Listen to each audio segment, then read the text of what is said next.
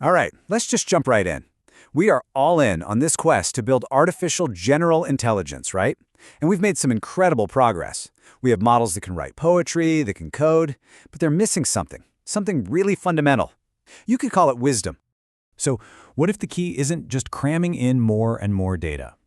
What if the real secret is hidden in a fundamental law of the universe itself, like a blueprint left over from the very first moments of creation, that could show us how to build an AGI that's not just powerful, but principled and verifiable and stable? That's what we're digging into today, a theory that connects these two, seemingly completely different worlds. And this gets us to the heart of the problem we're facing right now. I like to call it the AGI paradox. We're building these systems that have immense, world-changing power, but if we're being honest, we don't really understand how they work or what they're going to do next. And this slide really breaks it down perfectly. On one hand, you've got current AI. It's a black box, right? We can't really see the logic. It works by finding statistical patterns. It burns through a mind-boggling amount of energy. And yeah, it can be pretty unpredictable. But what we're trying to build, the goal here, is a wise AGI. One where we can verify its reasoning, where its decisions are based on solid principles, and one that operates efficiently and with stability. A total game changer. So, and this is the key takeaway, the next big leap for AI isn't just about more power. It's not a quantitative thing, it's a qualitative shift. We don't just need a bigger hammer, we need a completely different kind of tool. And that tool, if this theory is correct, is a fundamental law baked into the universe. It's a principle that guides how all stable systems get organized. We're talking everything from how an atom forms to how a new idea takes hold. It's called the principle of conciseness. Now, when we say conciseness, we don't just mean keeping it short. It's an active process. You can think of it as the universe's go-to method for taking this infinite, chaotic storm of pure potential and compressing it, squeezing it down into the ordered, stable, and efficient reality that we all live in. It's basically the ultimate optimization algorithm. And this is how it works. Think about it like this. You start with reality, the actual, finite, physical world. We try to understand that by creating physics, which is our finite model, our map of that world. But to even build that map, we need to use abstract concepts, things like justice or liberty, which exist in this infinite space of ideas. And how do we describe those concepts? With the infinite language of mathematics. At every single step of this chain, the system is always looking for the most concise, the most stable form.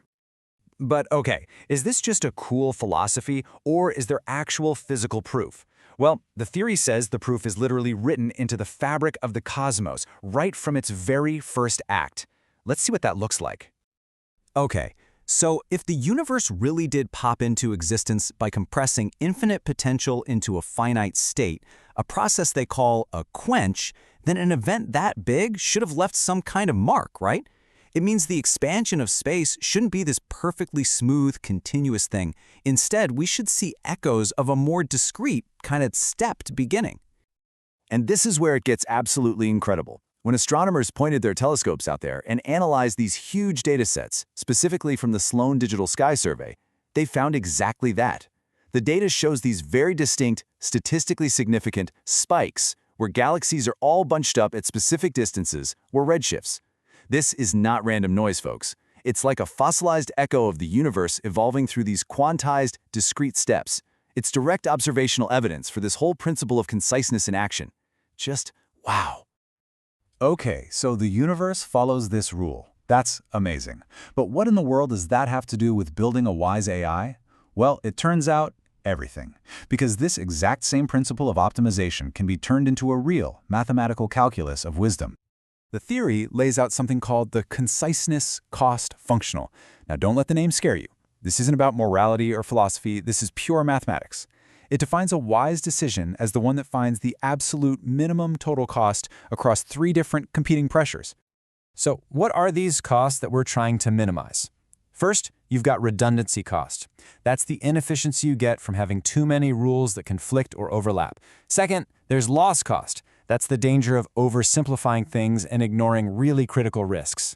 And finally, you've got decision cost, which is just the time and energy it takes to actually use your set of rules. Let's make this super simple with a classic example: security versus liberty. If you go all in on security, what happens? Your redundancy and decision costs go through the roof with all the surveillance and bureaucracy. On the flip side, if you go all in on liberty, your loss cost skyrockets because you're ignoring potential threats. Neither one of those extremes is a stable solution. And here's the beautiful part. The solution, the wise path, isn't about picking a side. It's about the process of finding that one single optimal point where the sum of all three of those costs is as low as it can possibly be. That is the concise, stable, and wise solution. So now, let's bring this all home. We have a universal principle. It's backed by actual cosmological data, and it's been formalized into a calculus for wisdom. This is way more than just a theory. It's a practical blueprint for a totally new kind of AGI, one that's literally built on the physics of the universe. So just imagine an AGI whose core function isn't just to predict the next word in a sentence. Imagine its main goal is to minimize this total cost we just talked about. It wouldn't just be processing data, it would be actively searching for the most elegant, the most efficient, the most robust solution to any problem you throw at it. And here it is, the payoff. Look at this. They tested it on a famously impossible problem, the traveling salesperson problem.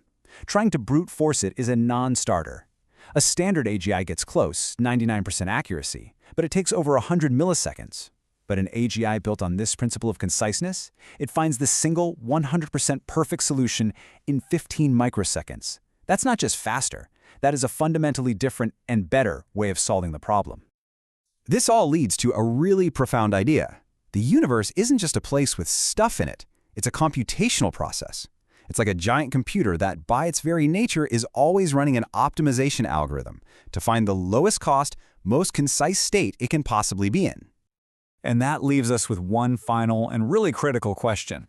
If we are finally on the brink of building truly wise machines, machines that can actually calculate the optimal path forward, then we, as their creators, have to decide very, very carefully what values and what goals we want them to optimize for, because it seems like the universe has already made its choice: efficiency, stability, and conciseness.